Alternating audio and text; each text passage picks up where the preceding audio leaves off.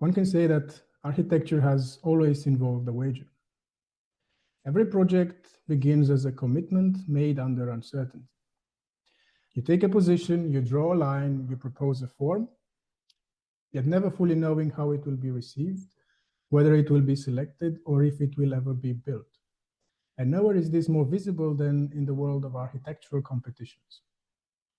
Competitions ask architects to invest deeply, conceptually, emotionally, economically, with no guaranteed outcome. And yet it is often here, in this space of risk, that architectural thinking becomes sharpest. When nothing is certain, choices become clearer. How you read a site, how you construct a program, how you articulate the core tensions of a project, all of this becomes a reflection of your stance as a designer. My guest today, Peter László Babos, a young architect and researcher, works precisely in this terrain. With a background in physics and a practice shaped through competitions, Peter approaches architecture with a rare mix of analytical precision and atmospheric sensibility. His work shows how competitions can sharpen the way we understand context, how they push us to take risks with programmatic interpretation, and how they cultivate a kind of attentiveness that is increasingly necessary today. In this episode, we explore what it means to design when the stakes are uncertain, what it means to commit to an idea under pressure, and why the gamble of architecture might be one of its most productive conditions. I'm your host, Irinel Pintilie. Welcome to Contrapposto.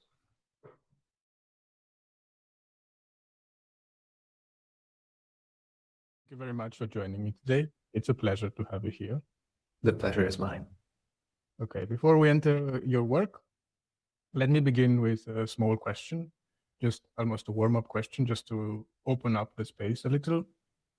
You are an architect, you are finishing your master thesis, you also have a background in physics. If you had to describe very briefly what still draws you to architectural practice today, what keeps you in it, what would you say? Well, first, I started with physics because physics for me was, I always wanted to understand the world in a sense. And for me, it was quite a clear way to do so. Physics describes the world quite literally, mathematically. And but I had to realize that it is really hard to be a physicist who actually is working as a physicist in Hungary.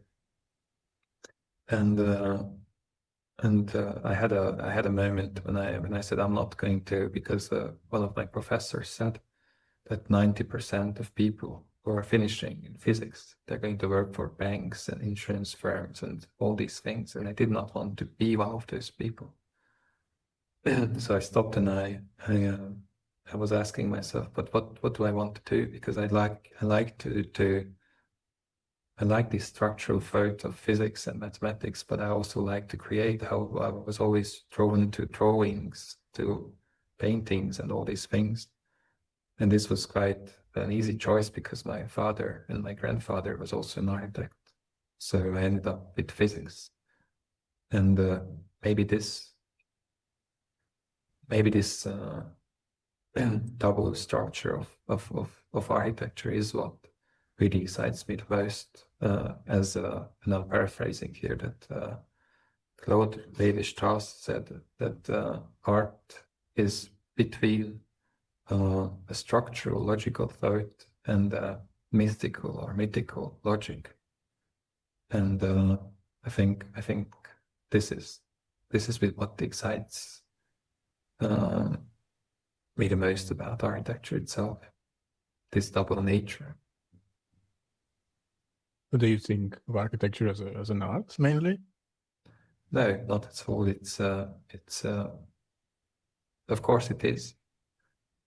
It can be and it should be, but of course there is economical restraints always tied to it, and I do realize it cannot always be, but I think it should strive towards to it. So it always has this double nature between the logical and between the ornamental, in a sense. Mm-hmm. Yeah, thank you. And I think that's helpful. But your main area of work right now is architectural competitions.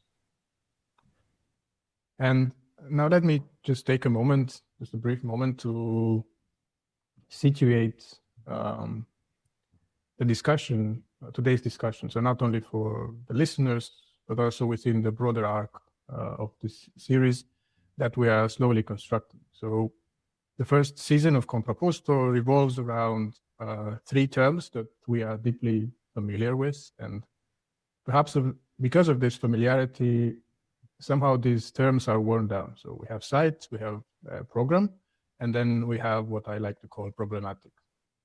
These terms circulate, maybe less the last one, but these terms circulate everywhere in architecture. They appear in briefs, in jury reports, in reviews, in our own internal vocabulary.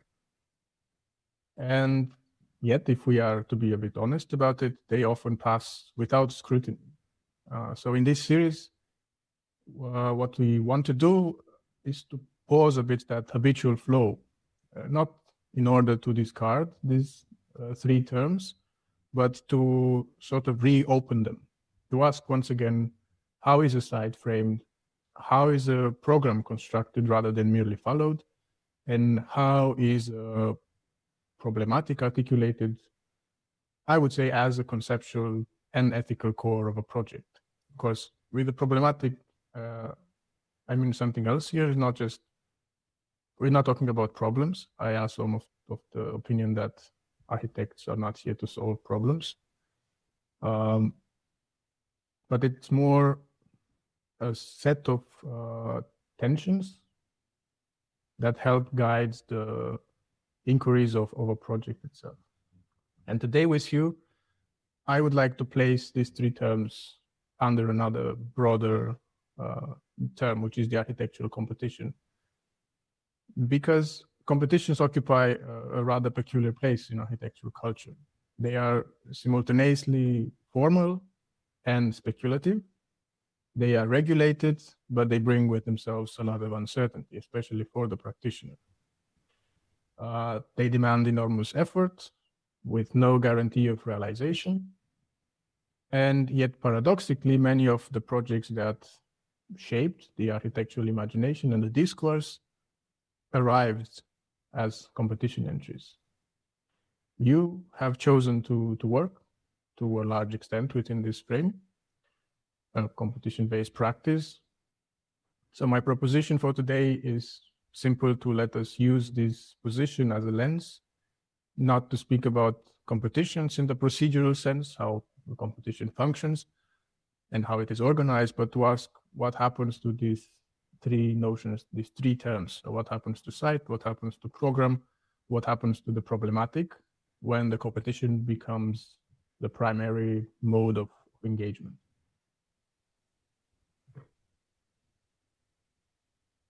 So let me start very openly with what led you to choose competition-based work as your main mode of architectural practice?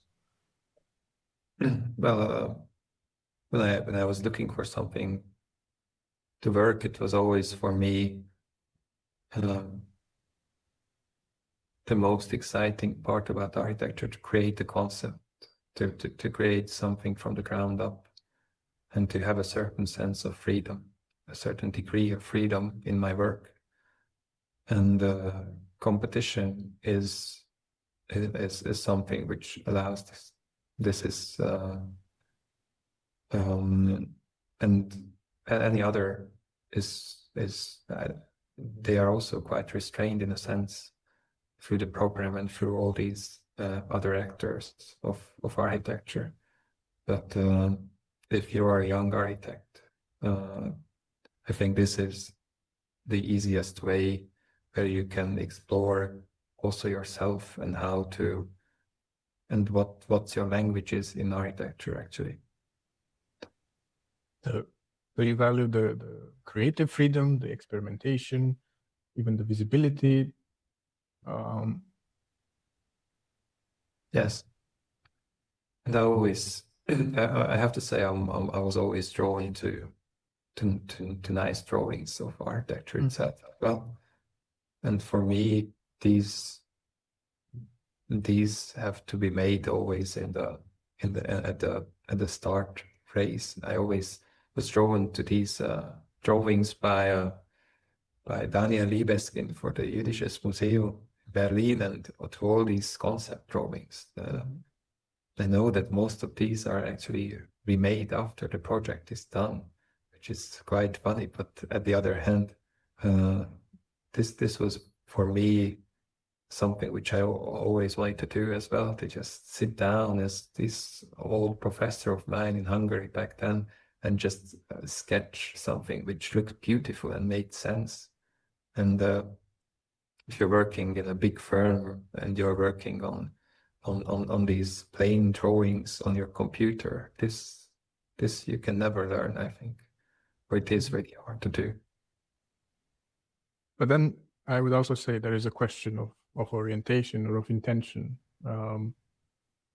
When someone enters a competition, what exactly are they aiming for? Do you see competitions primarily as means to an end, so to get the project, or as ends in themselves, so as platforms for architectural thought and experimentation? What? For me, this divided quite easily in a sense, because I worked on competitions with friends from Hungary, and I also worked. I live in Austria, and I also work in my office on competitions. And of course, the expectations are different. If I work in my office, at one point we have to win something, so economically it makes sense. On the other hand, when I was working with my friends in Hungary, our main goal was to make something which we are proud of, and something which allows us to think about architecture in a different way. And this divided for me, quite sadly so, as I realized it, because I realized that when I was working with my friends, it was really out of passion. A lot of times I love to work on it, and sometimes I forget this when I work in my office, and I always have to wake up and remind myself that no, this is something where you want to create something, but of course there is an economical pressure sometimes, where you want to win something, but you have to believe that if you're making something good, if you're making something in a sense beautiful or logical, then it should bring you to success. But I'm very glad that you brought up working in Hungary for these competitions. And I know you're very proud of one of the projects that you did there, the chapel. So could you just really briefly talk about this project? What is it about? What was it about? Yeah, this was quite a historical project in a sense, because this was for the historical 500-year anniversary of this great battle in Hungary, which is against the Turkish Empire, and they wanted to have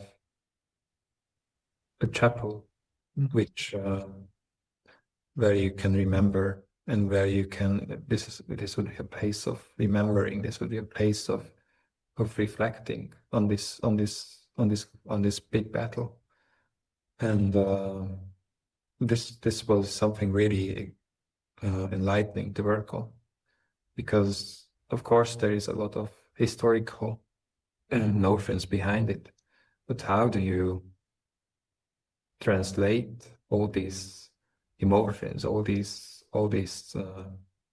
tensions, this battle into a form which is structural, which is architectural?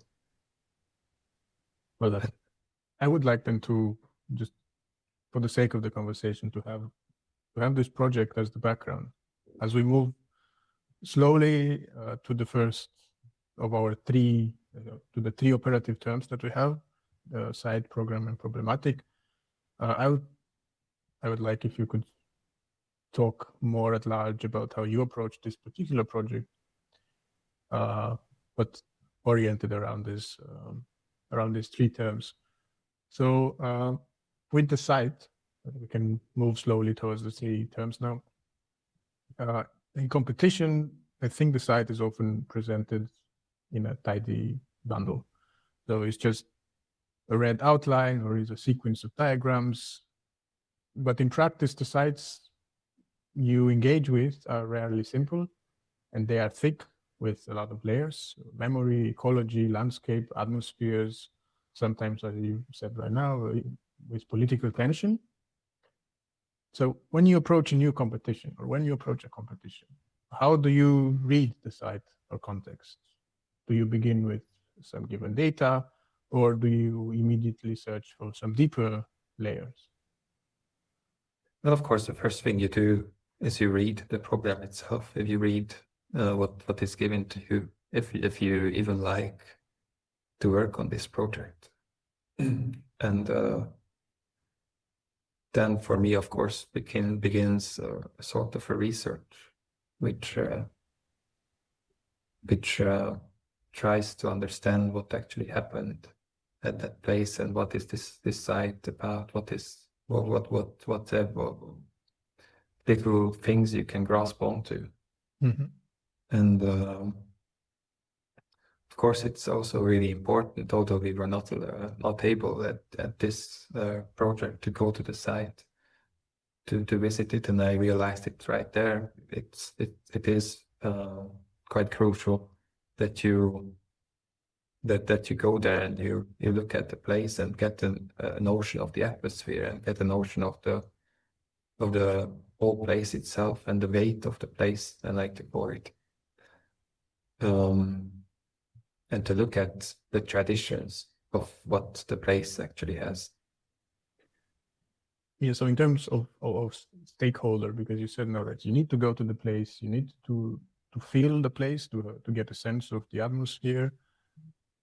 Do you think it's valuable to interview the people in the place? So the people in the place are one group of stakeholders for whom the project is being organized, being built.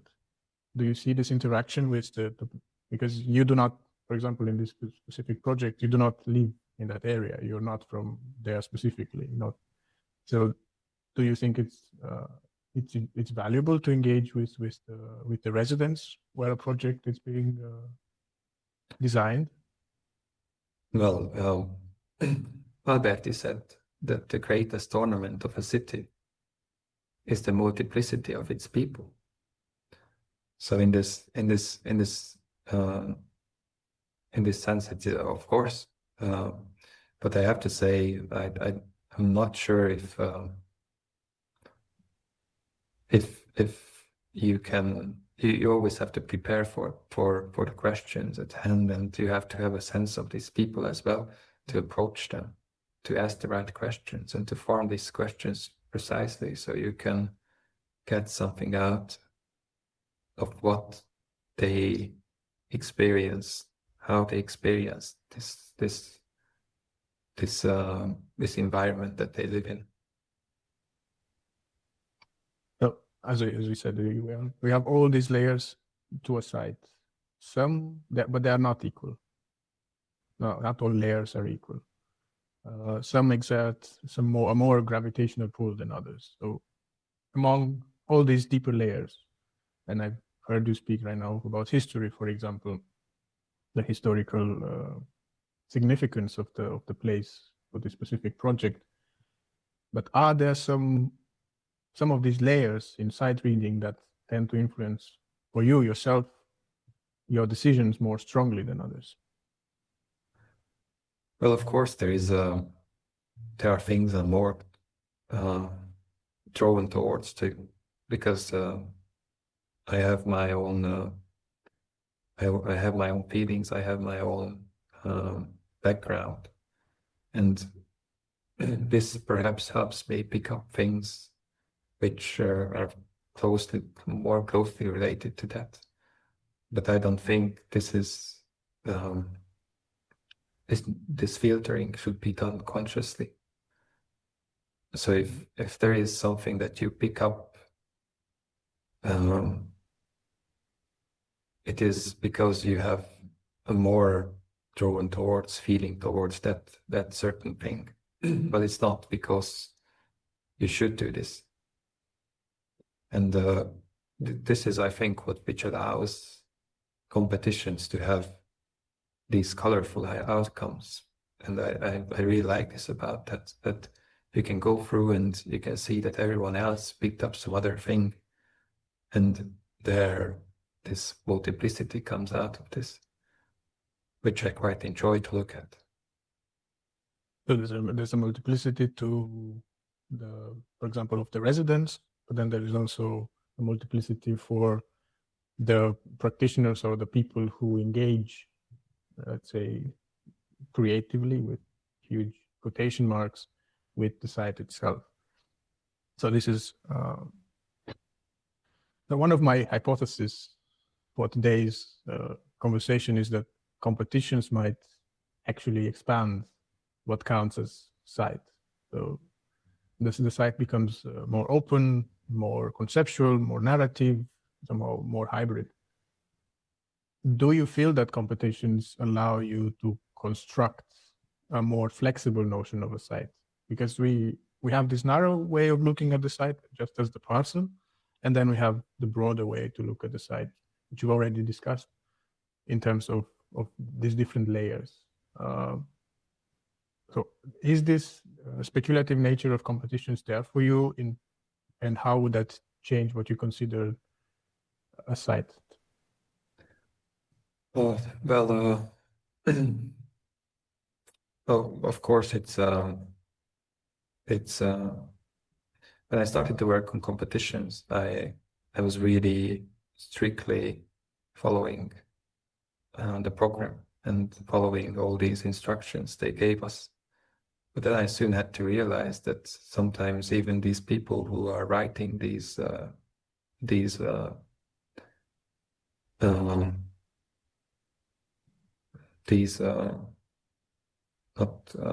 criterias, that they don't even know what they actually would like as an outcome. This was quite apparent in this chapel as well, because the project which actually won was a platform of concrete with some statues placed around it. And then they said at the award ceremony that they got afraid of closed spaces. And this was, for me, this made me really angry at the time, because they were asking for a chapel. And of course, there are chapels which you can interpret as these open spaces. But for me,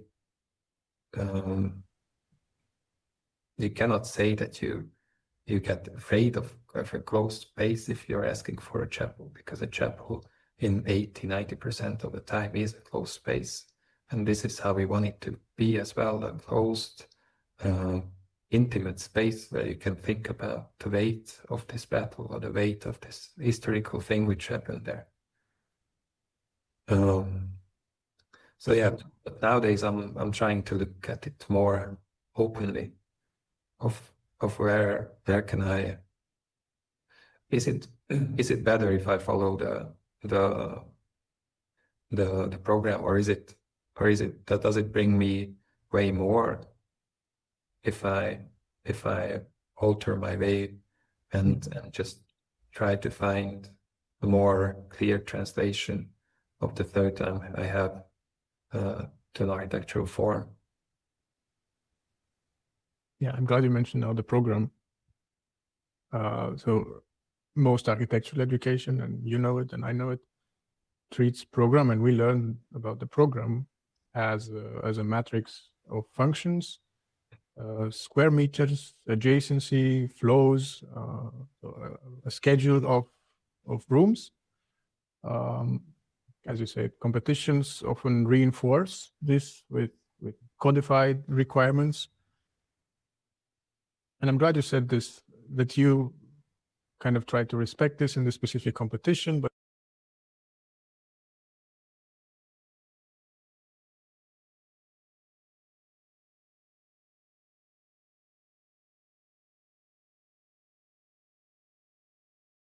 so I think you already made quite a big jump on how you treat the program in your approach in a competition. And you showed up that it has its ups and downs. As you say, the other firm who actually didn't follow the program and allowed themselves to have some kind of liberty in how they approach it, actually won the competition. And we know that most architectural education treats program as a matrix of functions and as square meters, as adjacencies of rooms. And competition can reinforce this. Some do, some don't. Some programs can be negotiated, some cannot be negotiated. So I want to ask you what a program is for you. If you think it's different from a brief, from the competition brief, or from the programmatic requirements of a competition. Because in my view, the program goes a bit beyond the brief. Just as with the site, we have the parcel, which is just the geometry on the ground. And then you have zone of intervention and area of influence. So these are they have different kind of ripple effects. So how do you see the program? Well, I think you say it very well, that it goes beyond the brief, that it is, I see it as almost an interwoven thing between the brief and what the idea is, the architectural idea is.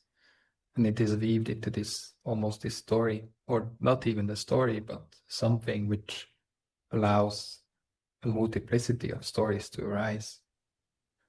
So this is, in a way, how I feel, how I see the program itself. But yeah, it is really hard to navigate sometimes, to get your idea together with all these things that other actors of architecture maybe want or don't want, or they state in this brief. But then the relation between, as you said, the relation between the site and the program is quite crucial, and it should be. Do you think the site itself influences the way you approach program, and does it go beyond what the brief of the competition prescribes? Well, of course it influences it. It has to. It like I said, it is in a step. You have to realize what permanences are in this site, and you have to interpret them into your own work, into the program itself, so that so you're not creating almost a wound in the environment itself, but it should coexist. The new should coexist with the old, with the cultural, with the historical, with the economical, with the modern, but also with the traditions of the place. Okay, good. Which I think this brings us naturally to the third part of the discussion, which is the problematic. So as I said in the beginning, the way I coined the term problematic is actually the stance one takes in the project based on various concerns that one has with the project, certain worldviews that one has acquiesced for oneself. it is this constellation of tensions, I believe, in that gives the project a direction. What tells you what matters and why? So, in your competition proposals, what kind of, I don't know, conceptual or ethical questions, problematics and stances do you have? They questions of, for example, memory and landscape, as you have it in the chapel project, or are they question of ecology? Are you interested in ecological questions? Yeah, of course I am interested in them, but at the same time, I feel like that sometimes this goes on the wrong side when they are so focused on in a brief to say that this competition or this building should be ecological above all else. For me, ecology is not, and also economics and all these things are not something which has to be written as a criteria. But it is mostly for me more like an ethical stance. Of course, you have to be economical. You also have to look out for the environment. These should not even be questions in architecture. It is an ethics which all should follow. And I do feel like sometimes because of these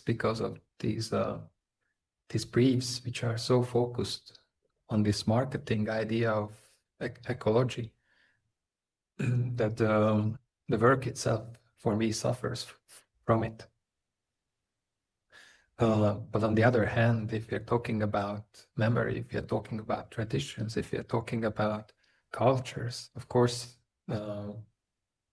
it depends on many factors. The one is the architect itself, who has a different sensibility to all these notions and to all these ideas. And on the other hand, it depends on the site as well, as we have discussed, because there are layers in which they are stronger and the layers which are not that apparent in the site as well. And what comes forth, therefore, from this multiplicity is, I think, what makes competitions so beautiful when you're comparing them to one another, when you're comparing it with a work of another office, with a work of another studio. Because then you can see that, oh, they approach this from a completely different view, from a completely different side.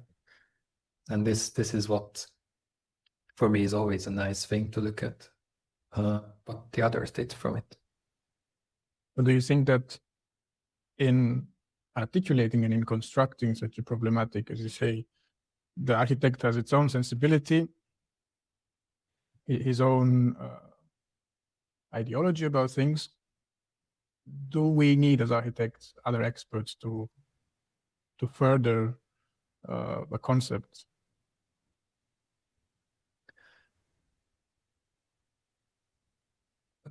Well, I think so, yes. Just because if we are looking at what should you train on yourself, and when I go to somewhere and when I look at places, I always want to come back with something more. And I think this is a training of this sensibility, that you have to attune yourself to this almost a language of architecture. This is what I always find fascinating with traveling, because for traveling, for me, it's more of a building of a vocabulary. If you go visit sites, if you go visit buildings, if you go visit all these places, you can build up for yourself a vocabulary from which you can create a language of your own, a language which is architectural, which is structural, for your ideas to manifest. I mean, this is a question for all architects, I think. Do you see yourself as a generalist, or do you want to specialize in a certain direction?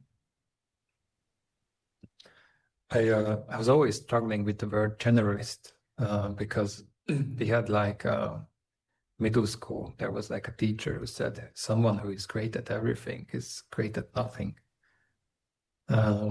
And this always made me laugh. But at the same time, the role of the architect, it has to be, an architect is mainly someone who builds, but he also has to be a philosopher. He also has to be a kindergarten teacher. He also has to be a school teacher. He also has to be a medical expert, in a sense. So you have to understand all these things, how they work, how they follow each other, how a building functions. And this is quite hard sometimes. And this is for me also part of the research, to just put myself in the shoes of these people. A great example for this is I have a friend who is an architect, and he was making a monastery, and he only created ramps in this monastery because he said that he realized that all these monks in the monasteries, they always sing when they are walking, and he realized if you take a step on a stairway, it always breaks the rhythm of the lung. It's almost too hard, and you can hear it in the singing itself. So what he did is he only created these ramps so that when the monks are walking, then the singing won't be interrupted by this or won't be influenced by this. And this is a sensibility what you have to really observe, and you have to do a lot of research, and you almost have to live as a monk or imagine yourself as a monk to get to this sense of feeling, to these little things which can make a project, in a sense, beautiful. Now, let me backtrack to competitions. So a significant portion of competition work remains unbuilt. But that does not mean it is meaningless.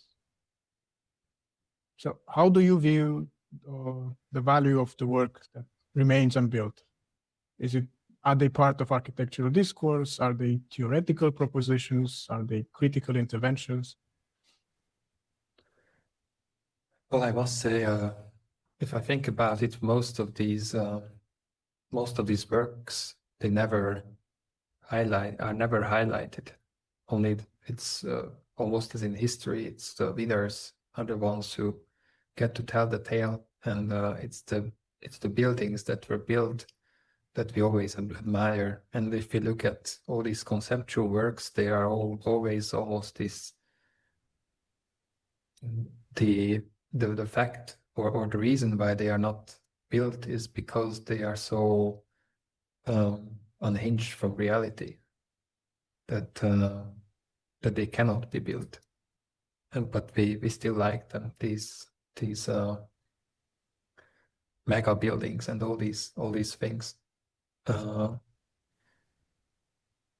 think they're a great way to improve as yourself, as the individual, to look at what you have done and how can you improve as yourself. But for the architectural community, most competitions they fade into there is like an architectural website of a studio, and they call their competitions which they didn't win broken dreams, and you can click on broken dreams, and you can go through all their works, which were exceptional most of the time and really nice, but still they are also calling it dreams that were broken, which I find quite funny.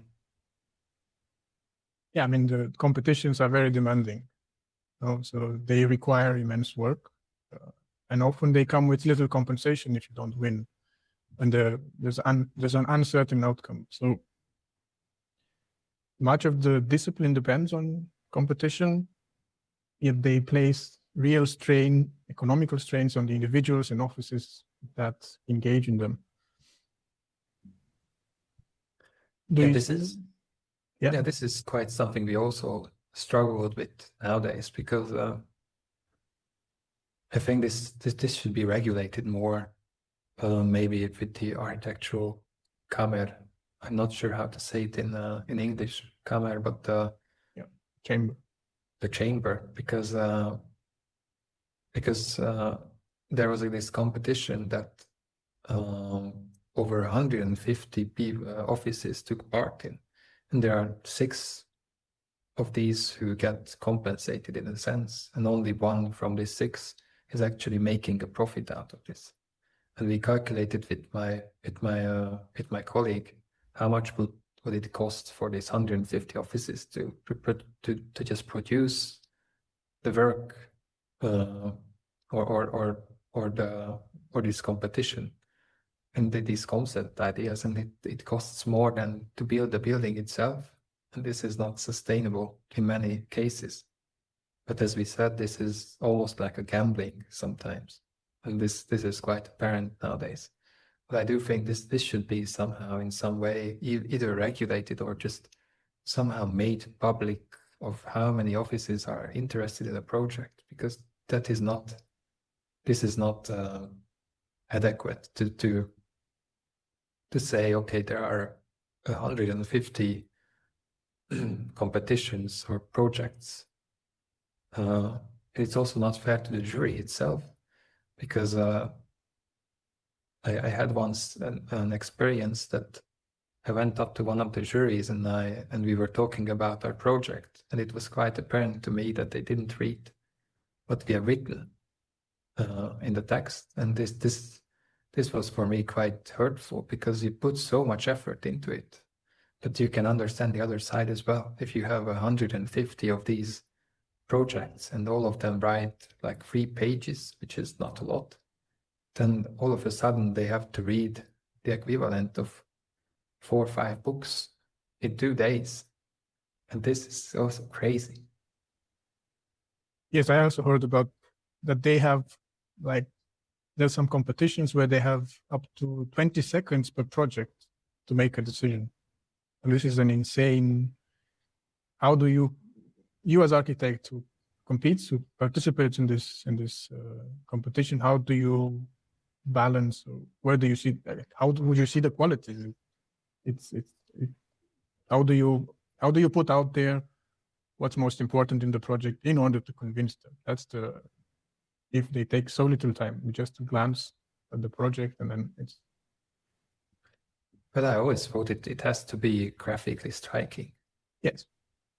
So there has to be, but sometimes it is not, because I looked at some of the things that won, and they were for me as not aesthetically pleasing in a sense. But we always try to make to correlate our graphics to the idea itself, that maybe it can communicate a certain quality as well above the drawings themselves, above the floor plans and all these drawings. Yeah. Well, I think we're closing up to the end of the meeting. Let me end with a more personal question. Looking across your trajectory, across the build and the unbuilt, what gives you hope about architecture's ability to meaningfully engage with the complexities of our time?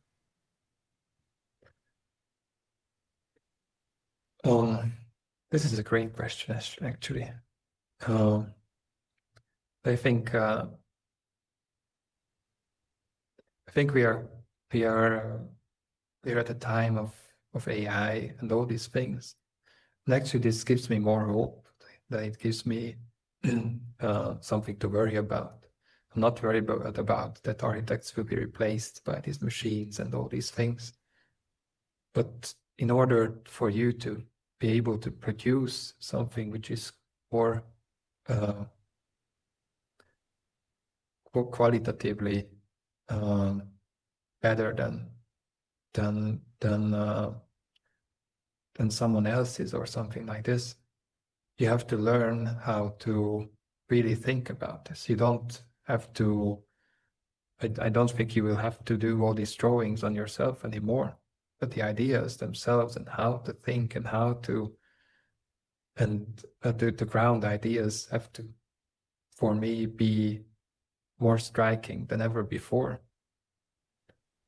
And this is what actually gives me hope in this day of an age where we can see how even our conversation is transcribed live when we are speaking about this. And there is an AI which can recall all these things we are talking about. But the quantitative is not anymore an issue. So we never have to worry about creating all these nice images in the future, I think, or all these nice things. But we do have to worry about how we create them and how are we guiding all these processes. Okay, so if I'm happy about one position that you've taken right now is actually that you don't see AI as a threat to our profession. I also don't believe that AI is a threat. I think with AI, it's another instrument that we need to learn to tune and to perform with. And of course, this gives us more efficient and effective workflows. And with this, I'd like to thank you. This was a great interview. Can I end it with a quote from a great friend? Because I think this is what something which drives me quite often. That he said, as a young architect, your only job is to be attuned, which you just said, and you only have to pick the right persons who attune you as an instrument. And I think this is something which you have to take real good care of choosing the people who tune you as an instrument. And to have these great figures, I was thankfully blessed by my boss and some of my professors who were always like mentors for me. And I think at a younger age, what you have to strive for is to find these people. I think this is a message not just for architects, but a message for everyone.